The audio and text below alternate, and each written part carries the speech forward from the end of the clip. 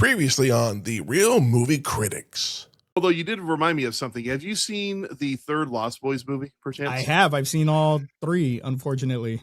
I think the third movie has, without a doubt, one of my favorite vampire kills of all time.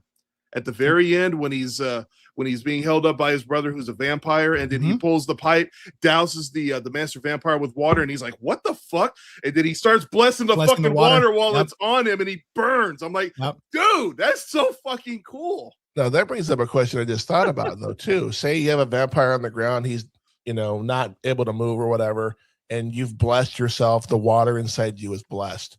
If you piss on him, yes. I was about to say, if you take a piss on him. If you piss on him, yes. Because that is holy. It is holy water coming out of you. These are all good ideas. I need to write this shit down.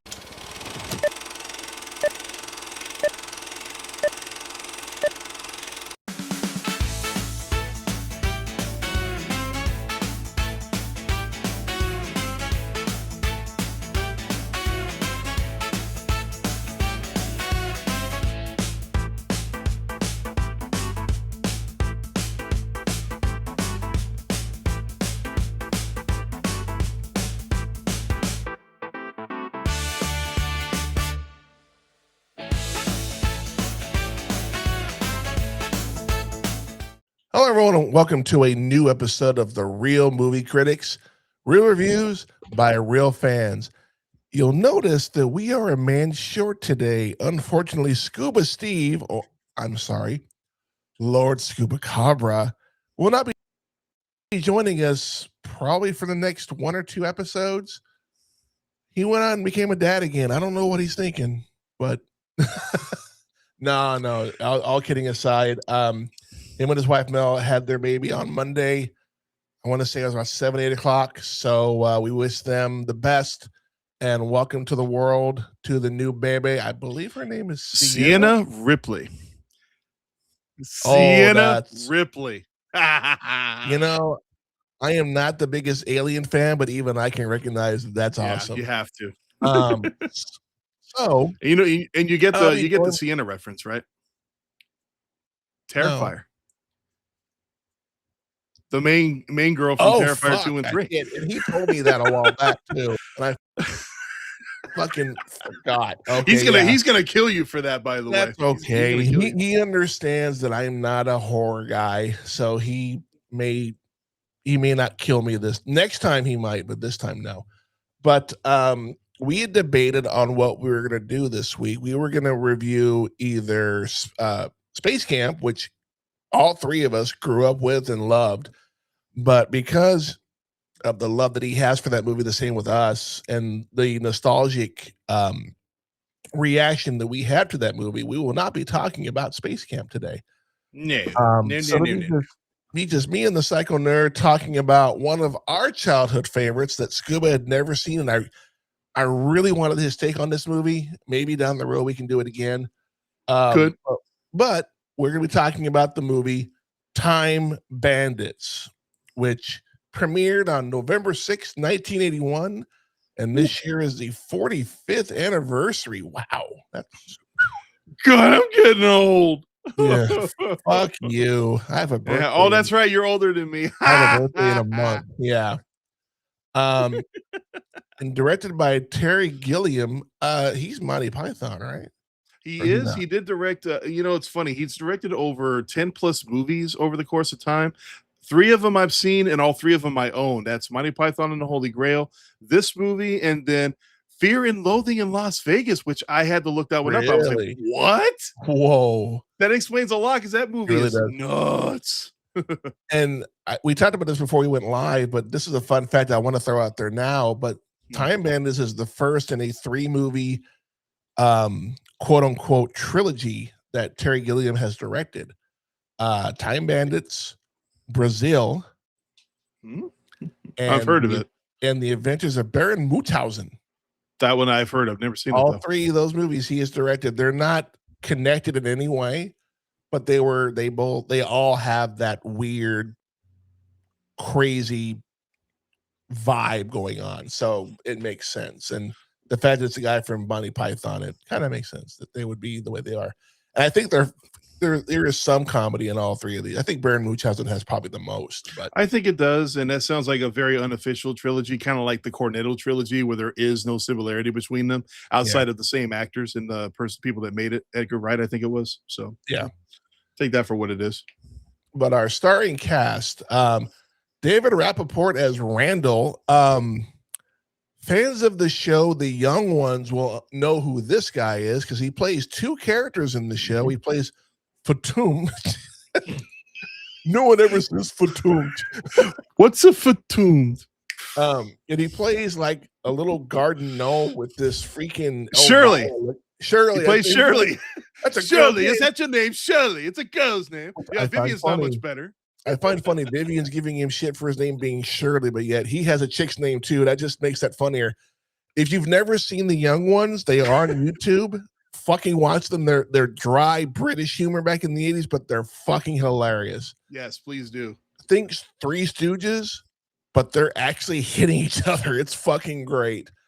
Kenny Baker as Fidget. Oh, I feel like I know him from somewhere. Oh, that's right. He was R2D2. Oh yeah, I thought I recognized him from somewhere. Yeah. You know, he look. Yeah, I mean the resemblance is uncanny. Oh, I know. I think he lost some weight for this role. Shit, right? Jack Purvis as Wally. Wally was always my favorite in the show, in the movie. I like him. Wally was always my favorite because he was always the only one that would really stand up to Randall. Randall just kind of got possessed by certain things, and he's like the voice of reason, so to speak. Mm-hmm. Yeah, Tiny Ross as Vermin, who eats everything. No shit. He eats a rat for crying out loud. Yeah. He ate a chicken when they got to the first spot. Stop eating everything. Malcolm Dixon as Strutter, which I thought was a Kiss song, but I guess it's a name too. Mike Edmonds as Og. Og. Some weird names, man. Well, he definitely plays the role. Like he's not very bright. So I guess that was the only words he could remember. I think when they were writing the script, they accidentally left out the H and just went with it. Yeah, fair enough. We got Sean Connery as King Agamemnon and the firefighter. My introduction to Sean Connery, if memory serves correctly. Because I saw that we saw this early. I think it was mine too. Yeah, we saw this very early. I'd never seen any of the Bond films before that, or Highlander. I think we'd watch this on HBO because they had it. They always had the commercials for it, and they would show it quite often. Yeah. John Cleese as Robin Hood. Very interesting Robin Hood. Jolly good. How long have you been a robber? 4'1". Oh, that it is a long time. He stutters a lot in this movie. It's worst Robin Hood ever. Yeah, but at least he did it with an English accent. If you know, you know. David Warner as the evil in the thing. It's on the casting call. It says right, but in the movie, I think they just called him evil. So evil, yeah. Which I think he's a phenomenal bad. He's a great bad guy, and if you've never seen him in the original Tron, he is such a dick on both ends, both the real and the digital world. Or actually, at that time, you can call it the analog world because we didn't have digital yet. Peter, I skipped somebody. Ian Holm as Napoleon. The Fifth Element. Oh, come on. No. Yeah, that one. But also, well, he was an alien too. Or alien. But you're an missing alien. Okay. Bilbo Baggins from the Lord of the Rings trilogy. Oh, that's right. You don't watch Lord of the Rings. Sorry. Boo to you, sir. Lord of the Rings is horrible. That's a bold statement on a show that's about movies. I'm sorry. I stick to what whatever Randall said. Here's a third movie. Even the fucking trees walked in those movies. Yeah, no shit. Peter Vaughn as Winston the Ogre, and his lovely wife Catherine Hellman as Mrs. Ogre, who you would know from Who's the Boss and Soap, the TV show from the 70s. Not many people know about that one. That's actually a pretty awesome show. They have a pretty cool theme song too. And what else was she in? She played the mother in Overboard. Oh fuck, that's right. There I you forgot go. about that. Shit. I think she was my first redhead crush because she's a redhead and she's kind of cute. So, yeah. Michael Palin is Vincent, who apparently has a pissing problem and is bald. Man, the dude just can't No, win, he can he? can't. That is such a Monty Python skit. I have a problem. What is it? I pissed my pants and I'm fucking bald. I got nothing for you, man. Here's some rubber underwear and a fucking ball cap. Have a nice day. Shelley Duvall as the Dame Pansy, who I recently was watching another movie she was in. Popeye. I love Popeye. It's a great movie. I need to go back and rewatch Popeye. It's been forever. I need to give it another go after all these years. I guess as a former sailor, it definitely has a kind of hits right here. Plus, it's fucking Popeye. Who doesn't love Popeye? And last but not least, and this is something we talked about before we went live, Jim Broadbent. I'm sorry, I almost said his name wrong. Jim Broadbent as the game show host. And of course, you would know him. Oh, what was his name in the Harry Potter movie? Which professor? Professor Slughorn, I think. I think it was. Yeah. Don't quote me on that because I've only seen that movie a few times. I think we saw him in the Half-Blood Prince initially when he was he was a different teacher, and they gave Snape the Ministry of the Dark Arts, which is what Snape wanted to begin with. Yeah, because Dumbledore felt that he knew something, but he needed Harry to get it out of him. That was the whole purpose of that. So pretty much whoever the teacher of the dark arts was pretty much wearing a red shirt. They were in and out pretty fucking quick. So, those that get that reference, we can be friends. Fun. There were plenty of them. The producers had to mortgage their office building to help secure the $5 million budget for this movie. One of the producers, what's his name? Peter Harrison. George Harrison. Peter Harrison. I caught that just a little while ago after finishing it. And I was like, the George Harrison was one of the producers. Actually, he was one of the executive producers. And it's funny, George did work with Gilliam, and George compared Gilliam to John Lennon in saying that he was difficult to work with. So not a high praise. And this is like right after Lennon got killed in New York. Because this came out, I think he got killed in 80, and this came out in 81. Gilliam preferred practical handmade effects, wanting to stand out from the other major blockbuster movies at the time. We were talking about this, but George Harrison was a producer on the film and even wrote and performed Dream Away for the end credits. And Dream Away is one of my favorite all-time songs. It is. I never get tired of hearing it. It is such a great fucking song. It's a fun song to play out the movie. I always liked it. Yeah. It's a great song. And it's George Harrison who, when you think the Beatles, you think of John and Paul, who wrote most of the songs, but every now and again, George would throw in a bone here or there. Gilliam used low camera angles to maintain a child's perspective because, again, we have little people in the movie, along with a child who was like a foot tall. And it was pretty much told through his eyes, pretty much. So that makes sense.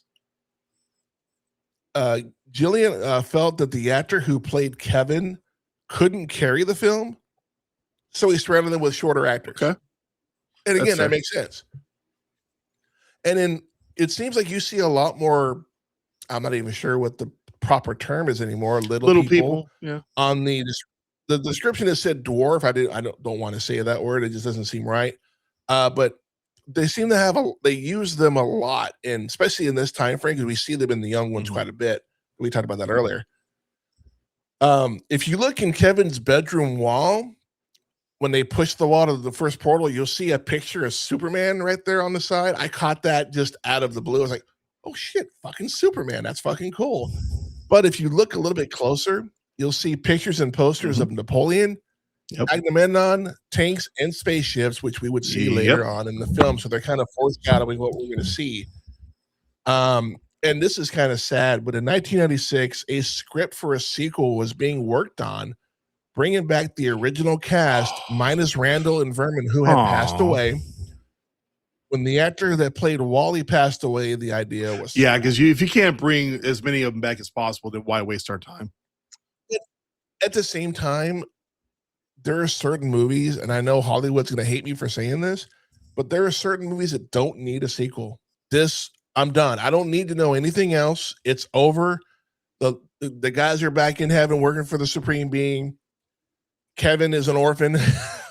I guess. Yeah. And actually, that's the story of how Harry Potter came to be. That was actually Harry Potter's parents. Kevin is Harry Potter. That's fucked up, man. He goes to Hogwarts and everything. No, I'm kidding. But when we getting onto the film, pretty much Kevin's parents have a pretty tight leash on him. He's a bit of a dreamer, a bit of a wanderer. He's fascinated with history. He loves history. And his parents, he's in bed by 9, which makes sense because I remember having a bedtime around 9:30 when I was about that age. So that makes sense. Yeah. And then in Kevin's little I don't know, closet, I guess you'd call it, is when all the guys show up. They think that Kevin is a supreme being. They're like, holy shit, we're caught. We have the map.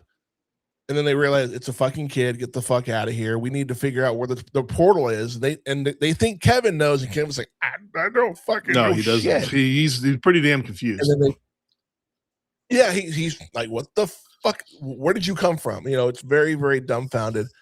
And then they push the wall, and apparently there's more to the house than we thought because it moves, and they're pushing it, and then all of a sudden we see this bright white light. And Kevin's like, what the fuck is that? And then we get the return what you have stolen from me. And this big ass white head, return the map. And then chasing them, the wall gives out, they fucking fall. Oh, okay. Yeah, I know. It was so freaking random. That's this movie in a nutshell. It's so weird, so random. Everything comes out of nowhere, for real. And they fall down, and this adventure with Kevin and the boys begins. They land, and I believe somewhere in Italy. I forget where they because it's where Napoleon is apparently. So in this movie, honestly, watching it now, I feel like it's almost like an unofficial anthology movie in the sense that they just keep going from different time periods, only for a short period of time, then they move on to another one. And not only that, but the whole idea about trying to find a portal, that reminds me of another movie that came out in the 90s. You probably remember it. Remember Stay Tuned with John Ritter? Remember how every single episode they had to find a way out? Kind of reminded me of that a little bit. I can't help but wonder if maybe that idea was influenced, but who the hell knows at this point. But did you catch that when we see Napoleon later on, we actually see the Mona Lisa right behind him? Yeah, because you see that when they get to Sherwood Forest, the Mona Lisa is right there in plain fucking view. But the guy, or Randall, pretty much, the guys are just pretty much following him, and Wally is, like I said, is the only voice of reason. They want to become interdimensional thieves and steal shit from different spokes in time. And their first stop is Italy when Napoleon's invading Italy. And they kind of carter him. They get him drunk. He passes out. Randall sends Strutter out to look for the fucking hole. Like, find the time portal, and it's like almost midnight. And they fucking rob Napoleon fucking blind. We even see his hand is made of gold. I don't know how. I'd have to look that one up. I don't remember that one from history, but then again, I think that might just be the story. They rob him blind. The soldiers see him and chase him. They get into the fucking portal. They're gone. One thing I'm gonna say is, why does the portal have to open in the middle of the fucking sky? No kidding. When every time they come through, they fucking fall almost to their death every fucking time. But yet the portal is always like a doorway. It's like, it's like, why? I don't get that. They're lucky they survived that fall every time, to be honest with you. Well, they landed on an old ass barn the first time. The second time they landed on a stagecoach that had Vincent and Pansy on there with all their money. That they took all of that too. There were a bunch of thieving little bastards. And freaking Randall's like, well, we can sell some of this stuff to Robin Hood. And Robin Hood, as we know the story, and we've never confirmed if he's legitimately real or not. I think he's more of a legend. Maybe like an idea of Yeah. somebody who existed, and maybe it was just extensively fabricated throughout time. But who the hell knows? That like King Arthur and Excalibur, it's just like a legend of some sorts. But they try to sell it to him, and he's like, "Oh no, we're gonna give it to the poor." And Randall's like, "What? Wait, No. That's not what we do. That's not what we do here." And then they're like, "Well, fuck it, we're out." They fucking leave. And at this time, we're introduced to the evil genius, who's watching, or he's talking to his little minions, and then they're talking about the supreme being and how he creates everything. And he gets upset, kills the dude, and goes, "I created me. I created myself. Evil cannot exist without the good." And I'm like, okay, not he's entirely not wrong about that. Yeah. No, but we find out later on he's full of shit because he doesn't know any better. Really. But he convinces the guys through Og, who again this is the Jedi mind trick in a whole different form, convinces them to find the most fabulous object in the world, which is actually the dark area where they are on the map. So right as they're about to talk about that, we see the white light again, and God's like, "Return the map." And then Kevin walks over, and there's a portal, and then a second one pops up, and he's like, "Oh fuck, which one?" Yeah, that was weird. And then Randall's like, "No, get away, get away, get away." And then he runs into one, and you hear, "Not that one." Like, oh fuck, where is he going? This map? Oh shit, you this map? This map right here? Map. Does that mean? Oh, you know what? Maybe I should put this away. Yeah, let me put that away. Well, at least you didn't say Joe Henry. Yeah, see, you just freaking said it, man. What the hell's wrong with you? One thing I want the wrestling fans out there will get exactly. One little minor tidbit I want to mention about the Robin Hood scene. So random. The whole time that they're talking to him, there's a guy in the forefront that is just sitting there messing with a head of lettuce, and I couldn't help but notice it because it's so random. It's just like he's just there peeling off a piece, looking at it, peeling off a piece, and I'm like, this is done by. Now that I know that it's done by the Monty Python guys, I wonder if there's some kind of hidden significance that we don't know about. I don't know anything about that. Although I couldn't help but. Again, the dude who's arm wrestling is ripping dudes' arms off by their fucking socket. I'm like, dude, is Chewbacca working there? What the fuck? And then he had a basket full of arms. Like, I'm gonna save these arms. I'm gonna cash them in. I'm gonna be a rich man. But Kevin goes through the portal, and they're like, no. And then we see Agamemnon fighting this fucking beast. He's getting his ass whooped too, by the way. He's getting the shit kicked out of him. He's done. Kevin, the portal opens. Kevin falls right on top of him, distracting the beast long enough for the guy to go, "Hey, here's this spear that you threw at me before I killed you," which I thought was fucking stupid. He legit was like, "Here you go. I dare you." Oh shit, you did. I'm dead. Kevin's by himself. This dude's Agamemnon's like, "Who sent you? You know, the gods. Zeus, Apollo." I think he's naming off all these Greek mythology names, and I'm like, whoa, lots okay. Of them too. And then he takes off his helmet, and it's Sean Connery. I'm Bond, James Bond. Oh wait, I'm in the past. I'm Bond before Bond. Turns out he's King Agamemnon, this ancient, I guess, Greek city, which. His queen is a bitch. Yeah, she never says a word, but she's always got this scowl on her face every time we see her. She's got that resting bitch face. She just those of you listening and not watching, this is the best. I was married to a woman who had resting bitch face, so this is the best impression I can give. Yeah, it looks like she needs to be inserted with something, if you know what I mean. Plenty of times, over and over again. Damn. Damn. Anywho, Agamemnon takes him back to the city, and he decides, Kevin has a Polaroid. For those who don't know what a Polaroid camera is, Polaroid camera is an instant camera that will give you the picture that quick. It's better than digital. I swear to God, because you have a physical copy of it. So he's taking pictures. He's doing this thing. And then Agamemnon goes, look, if you want to stay, I will make you my son and you'll be the next ruler of this city. And I'm like, whoa, No kidding, what a deal. Right? But no, doesn't happen guess that who way. shows up to screw that up? They have a banquet.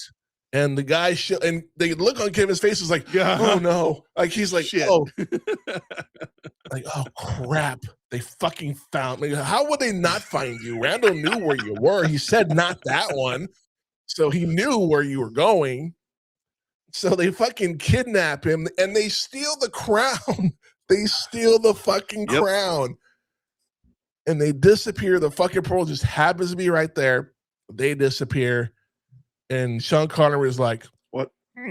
Yeah, they robbed everybody blind and nobody had a clue what they were doing. They thought it was all part of the show. Next thing we know, they're on the Titanic. Oh, this is going to end well. Where's Rose? Nothing bad ever happened on the Titanic. No, and I don't think they knew what ship they were on. That's the funny part, is I don't think they knew. Because they talk about, oh, who would have thought this ship would have hit an iceberg? I'm like, did you not know what ship Apparently you were not. on? I kind of guessed it. Anybody who's everybody knows that the Titanic hit a fucking iceberg and sank. We all know this. And so Kevin's sitting there sulking because he's like, I could have been a king. I could have been a contender. I could have been somebody. And then Randall's like, well, pout all you want, but I found the most beautiful object in the world. It exists. We can go to it. I know where it's at. It's in the land of legends, something I believe like is what it was called. Yeah, something like that. Fucking boat sinks. Oh, surprise. Oh no. And they're floating on a raft, which again, that would be big enough for Rose and for Jack. That little Kenny Baker was sitting on. That would have been big enough. The debated aspect of that movie that everybody still debates to this fucking day. But anyway, Rose is a bitch. I'm sorry. I know this is not the movie we're talking about, but Rose wasn't is a her. bitch. It wasn't her Seriously. fault. Selfish. She could have moved her little booty over a little bit, and Jack could have lived, and she could have been happy. But no, she had to throw the fucking crystal or the fucking whatever the fuck it was called. He doesn't even like the movie, like, for the record. He hates Titanic. He hates it. No. For the record, I walked out halfway through this movie. I hated this movie. This movie was horrible. I hated it. And yet you like Pearl Harbor. I was what the Pearl fuck Harbor, ever, sir. Dude. Extra. I was an extra in that movie. Yes, I was. We'll talk about that later. Okay, the Titanic sinks. How many movies have you been in? I've been on TV how many times? And then there's Scuba. How many times? Scuba. I have an IMDb How many page. times have I been on TV? Once, and you were like Twice. 2. Yeah, so whatever. Anyway, Titanic sinks. Go. We find out that the evil genius is watching them the whole time and sends them to the land of legends. So they go from wearing black tuxedos to white. I guess everything is a photo negative in this world. And we are introduced to the ogre family. And Mr. Winston, the ogre, has a bad back, probably from having to carry the weight of the world on his back. They go fishing. They find everybody, bring them on board, and they're like, we can eat them. Oh, and the chemistry between Peter Vaughn and Katherine Hellman as husband and wife was so authentic. It's almost like they were really married, and I don't think they were, but there's definitely, she's like, I don't care if you're an ogre, I fucking love you. That's love right there, man. That's true love. Yeah, it's fucking love. Fucking yeah. And so she's like, scare them, put them in the pot, we'll cook them, we'll have a big old meal, everything will be great. So he throws little Kenny Baker in the pot first, and he's squirming like a fish, like, yeah, let me go. Throws him in. He grabs Kevin, who is kind of a smart kid, and he notices, do you have a bad back? Me? A bad back? An ogre? And then he picks him up, and you hear the back crack, and he goes back down. And Kevin's like, you just need to stretch. Stretching? What's that? And so they lay him on the ground, and they pull all 4 limbs, and he's like, yeah, Oh, that's great, but it's a fucking trap. They throw his ass Heave overboard. ho. And he's like loving it. Yeah, this water feels great. He's loving it. He's totally oblivious to what's going on. And then here comes Mrs. Ogre, like, what the fuck happened? Boom, knock her on the ass. She falls overboard. And for the first time in a long time, Winston feels like a fucking man. I can cough. And then he fucking blows this huge amount of wind. Boat goes away, but it's not a boat. Nope. It's a hat. It's a freaking hat. This is where hat. the movie just kind of goes off the deep end and goes into what the fuck territory at this point, in my opinion. Yeah. Oh yeah. It definitely does. And this giant comes out of the water. You see a family in this little hut. They're arguing. You hear a child screaming. You hear the mom and dad are arguing. And then the giant just goes, oh, I don't care what's in the way. And he fucking steps on the house, and you hear the father go, like this death cry. And then fucking I just walking like fuck it. I give them points for using a rear projection for the people on the inside, but that's just hilarious. Yeah. Fucking giants walking like, well, whatever. They decide that we've got access to some potions up in here. Kevin finds a sleeping potion. They pour it in this contraption. They poke it down into the floor of the ship, skull, and pump it full of sleeping potion. Yeah, which would make sense because that's a lot of blood flow up there. And then of course he's like, "What the fuck?" And he adjusts the hat, and they're like, "Ah!" It looked like an episode of the original series Star Trek when they get attacked. They all fly one way, and then they fly. Remember how they made fun of it on The Living Color? Swerve right. Was it? Yeah. Whatever they say, like doing this shit the whole time. It's like, yeah, obscure reference, but I like it. Gotta love it. The giant starts yawning. He gets down, puts the hat down. He passes the fuck out. Now they're walking in like this desert terrain. Like there's nothing out there. Just skeletons. Nothing for miles. And then they hit this barrier, and they're like, "What the fuck?" Nowhere to go. There's nowhere to go. And then Randall's like, "We found it, lads. We're here." And then Wally's like, "You're fucking There's stupid. nothing. There's nothing here."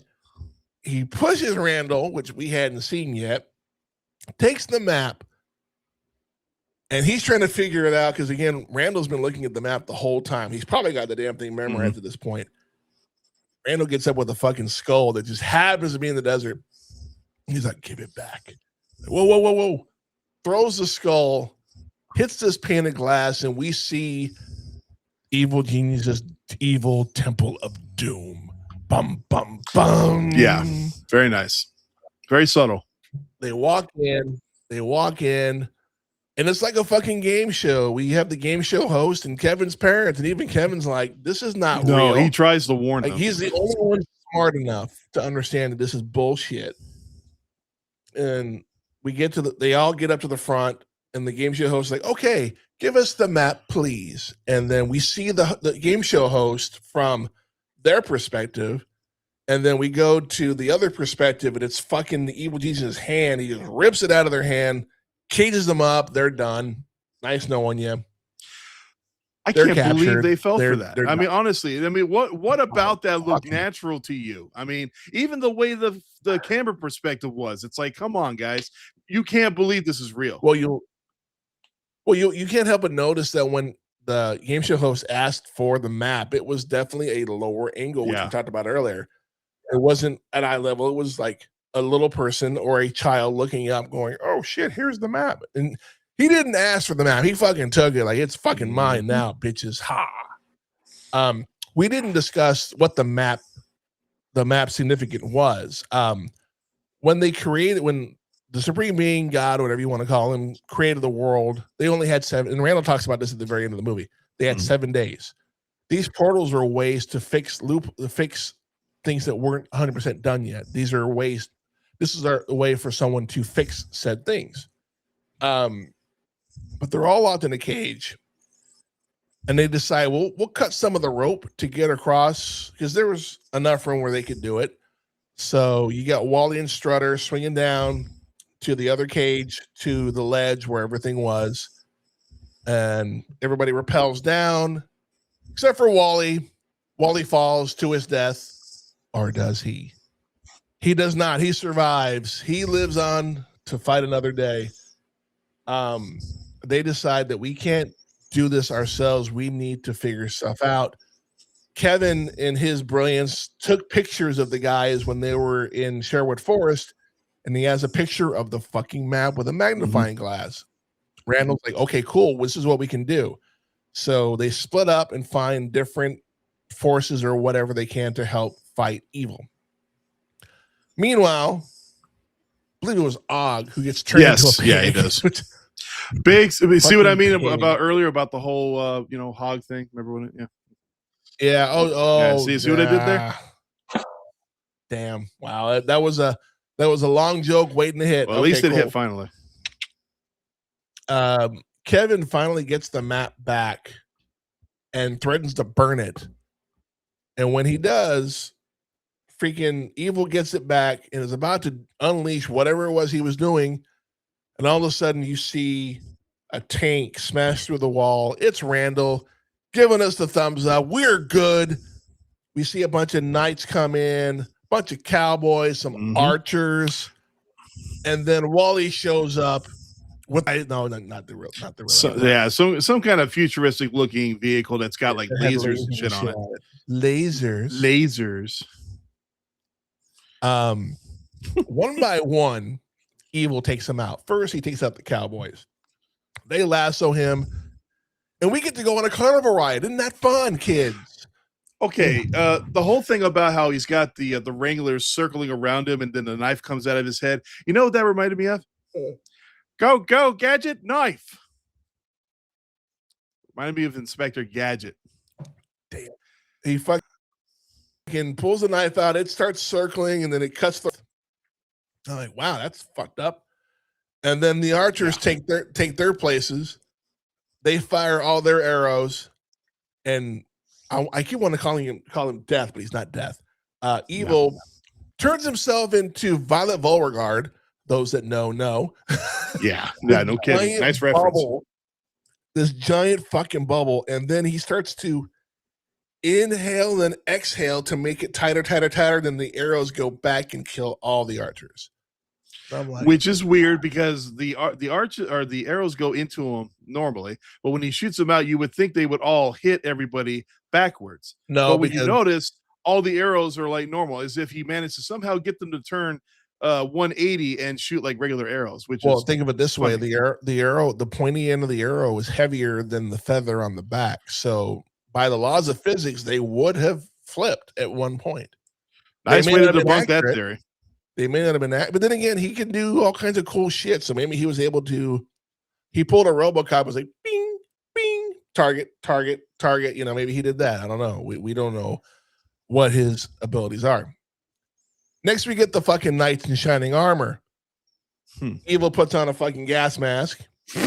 You see all this gas coming out of his hands, and I'm like, and you just hear this scuffle. The gas, the air clears. They are all impaled in some form or fashion.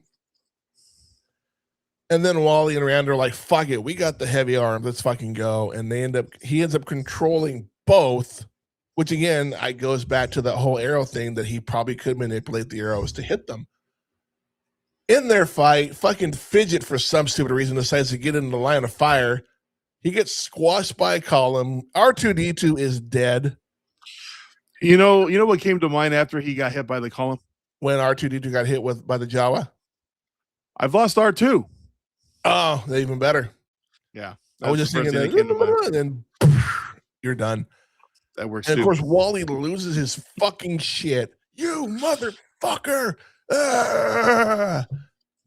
And then Evil just turned into a giant, or at least I'm not sure what he was trying to do, but I think this is my theory. I think God intervened and turned it into a giant rock. Basically, a giant piece of stone, a death stone, if you will. Yeah, I think the Evil had something else in mind. God intervened and said, "Nah, we're done. We're cool." God shows up, very well dressed Englishman, Like, pick up. I hate clutter. Pick up this mess. And I'm like, if you don't like mess, then you've never been to Corpus.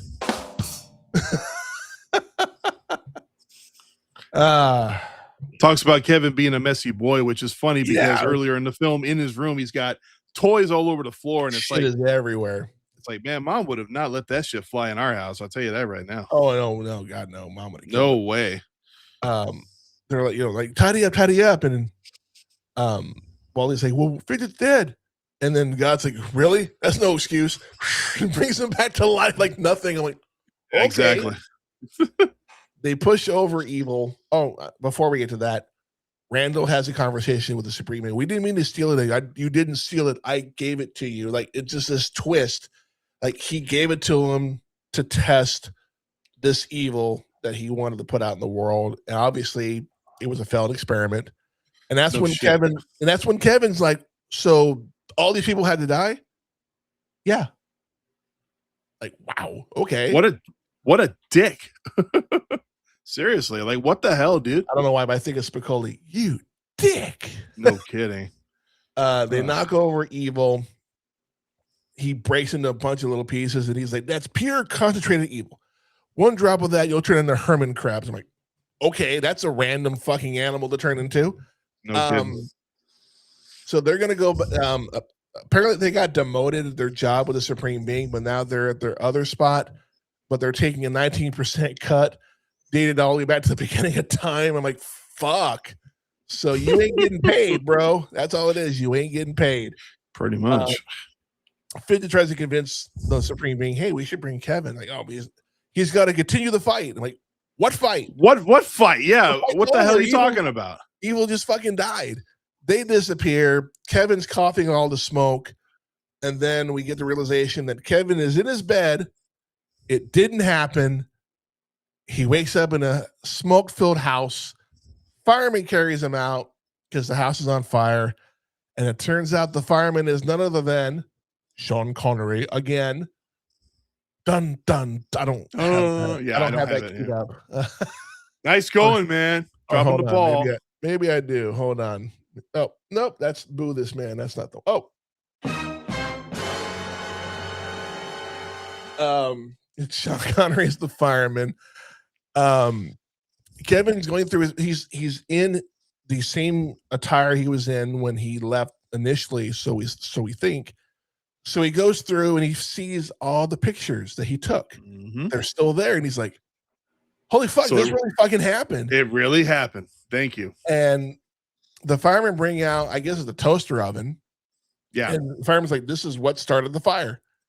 And they open it up, and there's a little block of evil. And Kevin's like, oh, fuck. Mom, Dad, do not touch it. Do not eat it. It's evil. Don't touch it. And what do they do? What's the first thing they do? They put it down. They walk away safely, happy, fucking ending, roll the credits.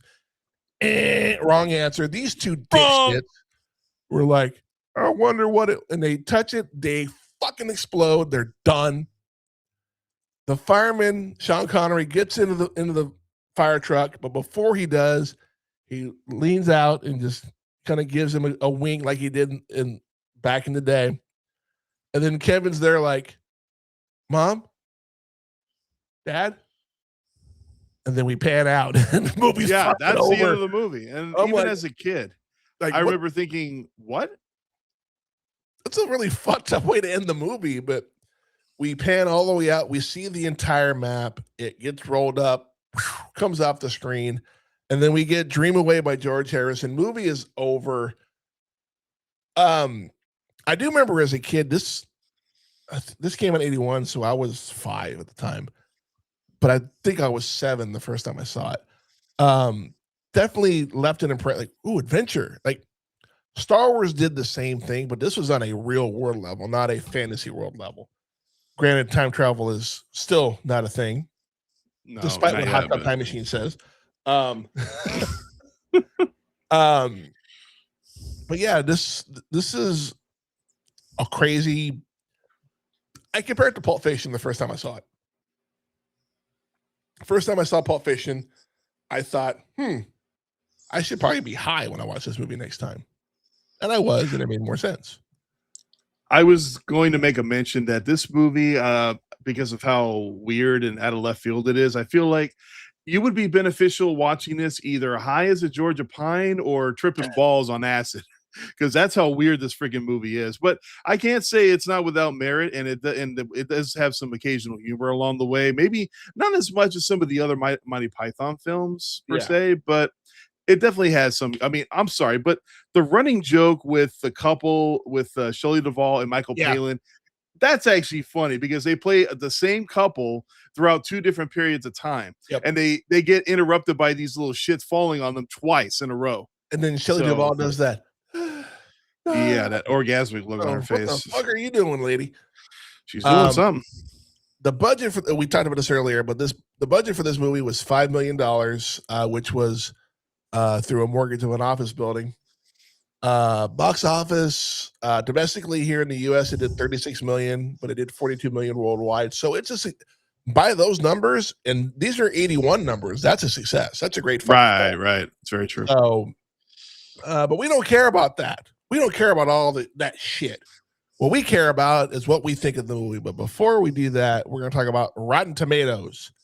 Rotten Tomatoes scores, which I don't believe is gospel, but I'm always curious what people have to say about it. Yeah. Since you're the only one here, Cuba had to take. He didn't put in any PTO, by the way. So I need to let him reprimand for that. Is that would that be considered a final warning at this point? No, that's his first time. No? His first. Oh, movie. okay. First Yeah. offense. No, Okay, actually, no, it's his second one because he didn't do Ernest Saves Christmas either. So it's a no call, no show. You're in trouble, sir. The tomato meter, which again is the critics. What do you think they rated this movie? I don't know. I feel like they probably didn't rate this one high. I'll go 50% on this one. I'm gonna come back to that one. Okay. Popcorn meter, which is the fans. What do you think the fans gave it? 60%, maybe 77.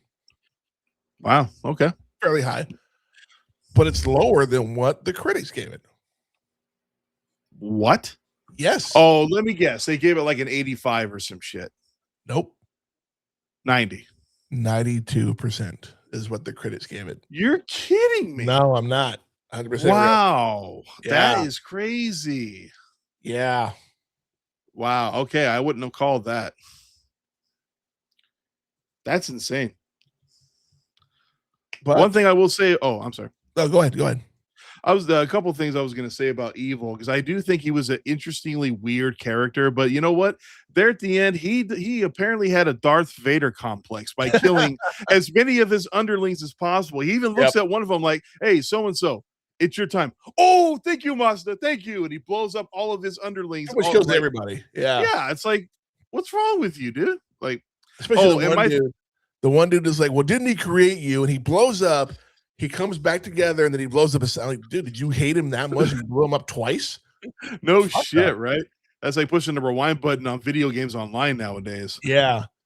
But again, we don't care about that. We're going to talk about what we thought. Scuba obviously is not here to give a review, and again, he's never seen this movie before, so he will not be able to. We try to be unique in our ratings. What did we do from dusk till dawn last time? We did 5 water-filled condoms. That's what we did. Fuck yeah, because we talked about pissing on vampires. Yeah, this time we're gonna do time portals, which makes sense for this movie. So, Mr. Psycho, what do you rate this movie? 1 to 5 time portals. Okay, well, first off, I will say that as a kid watching this, I remember enjoying it immensely because we watched this religiously growing up. It was one of the movies that Mom recorded, and it makes sense that Mom would have liked it because it was done by the Monty Python people. She's the one who introduced us to that too. That's true. And watching the movie as many times as we did as a kid, I went over 20 years without watching this movie again. No particular reason, just didn't get around to it. Bought it on Blu-ray when I found out it was available.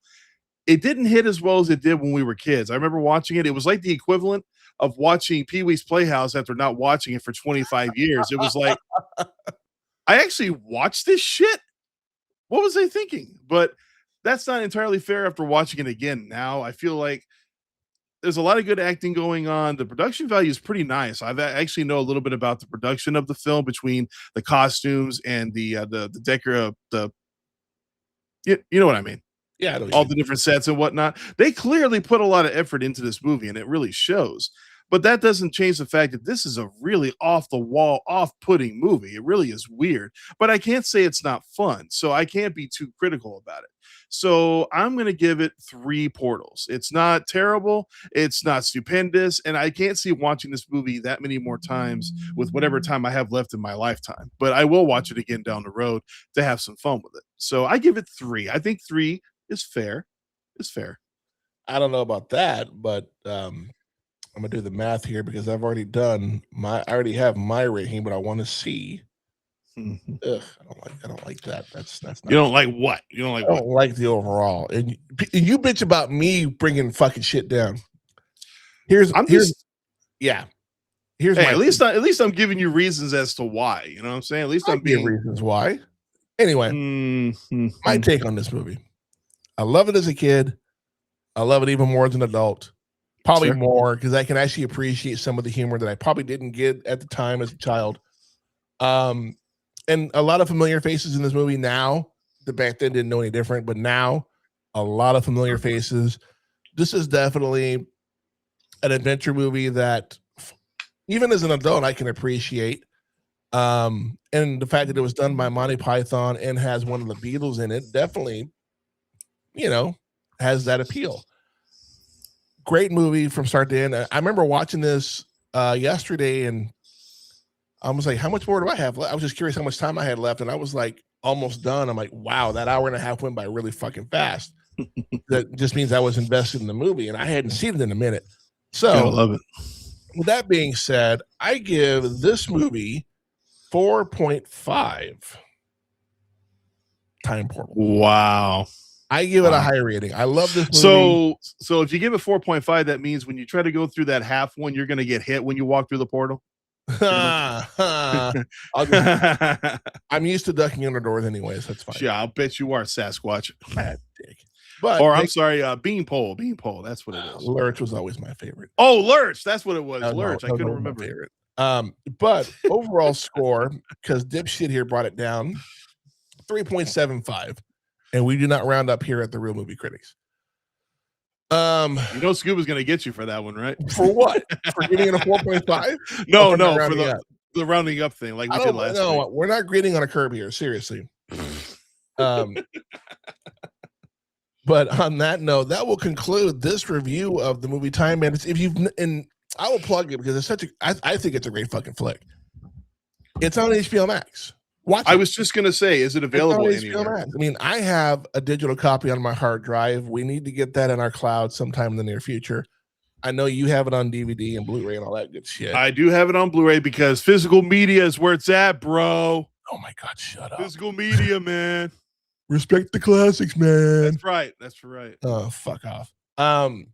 But yeah, definitely give it a check out on HBO Max. It's definitely worth watching. And if you already have it, it's not like it's going to cost you anything. And I would be the first to say that, you know what? Yes, I think everybody should give it a try. Yeah. Judge it for yourself. I agree with that comment. If you like Monty Python, if you like the Holy Grail, you'll like this movie. I feel like you may not think it's the greatest thing since sliced fucking bread, but you'll like it. You'll add it to your list and watch it again down the road. But this will be the final movie that we release for the month of January. Is it? Yeah. This will drop on the 25th, and then the week after is the beginning of February. February will be an interesting month. Looking ahead, February will be John Hughes month, and as well as mine and Scuba's birthdays. Looking ahead, we'll be doing Uncle Buck and The Breakfast Club. My birthday pick was originally going to be The Green Lantern. I changed that to Clerks. And Scuba, whose birthday is not long after mine, he's picking the Evil Dead remake, so I'm looking forward to that. Ooh, that is such a good one. So February will be a full month. Again, it'll be birthdays and John Hughes. We probably should have done 16 candles, but that's okay. Definitely not one of my not one of my favorites either. No. Never. But then again, he had so many movies, man. It's hard to pick just a couple, you know? Yeah. Maybe next year we'll pick 2 others. Possibly. Well, that being said, Psycho Nerd, promote your shit. All right. Well, you can feel free to find my my podcast, the Psycho Nerd Podcast, on YouTube. Just type that out; you'll find it very easily. And also, you can find all of my podcasts on my YouTube channel, Repeat Movie Viewer. I am currently putting out a couple of videos this week. Stay tuned for that. I won't get specifics, since somebody told me not to do that. So, yeah, somebody told me not to do that. So, I promise there is some new stuff coming out. Apparently, my last video is not doing too bad. 25 views already after 6 days. I'm surprised. So, yeah, it was just me showing off all of my big box sets, all my DVD and Blu-ray big box sets that I have in my collection. Apparently, it's already got. It even has a comment. I got my first comment outside of my girlfriend. So there you go. Oh shit! I'm sorry, I hit the wrong button. I'm sorry. Fuck you, man. Fuck no, you. that's actually kind of cool. I know. I'm happy. I do know on the Zodiac podcast, I released that 2 days ago, and it's already up to 20 views. I'm like, fuck, okay. It makes you feel good, doesn't it? But yeah. I will say it's not anything I'm doing. It's Miss Nicole. She is promoting the fuck out of my show, and I cannot thank her enough for that. So we're trying to get those numbers up. But yeah, Repeat Movie Viewer on YouTube. Not just the Real Movie Critics, but also the Just Zodiac podcast. I did this tagline earlier. I know it's the greatest podcast you never heard of, but it's also real reviews of wrestling by real fans. And I see a lot of fake ones out there lately that just want to get paid. That they're not loving it for the love of it. They're loving it for the money, and I think that's wrong. No, that's for the wrong reasons. Yeah, exactly. But you can find the Just Zodiac podcast, Spotify, Apple Podcast, and YouTube. This weekend, we're going to be dropping the first of our 12 classic pay-per-view reviews with me and the Psycho Nerd. We'll be talking about the Royal Rumble 2012. And we have a whole slate of movies coming up on the Real Movie Critics. You can find us on Spotify and on YouTube. But description will be down below to my Linktree page. It has everything, including the Facebook pages for both and my TikTok, where I post the little shorts, which I also put those on YouTube. But that being said, for the Psycho Nerd and for Lord Scuba Copper, who is not here, I am the Just Zodiac. We appreciate you watching the Real Movie Critics. And remember, kids, there's always time for one. Oh, you done fucked it up. There's always time for another binge. That's how you do it. See, no. Go ahead, do it again. For the Psycho Nerd and Lord Scuba Copper, who's not here, I am the Just Zodiac. This has been the Real Movie Critics. Until we see you next time, remember, kids, there's always time for one more binge. We will see you next time.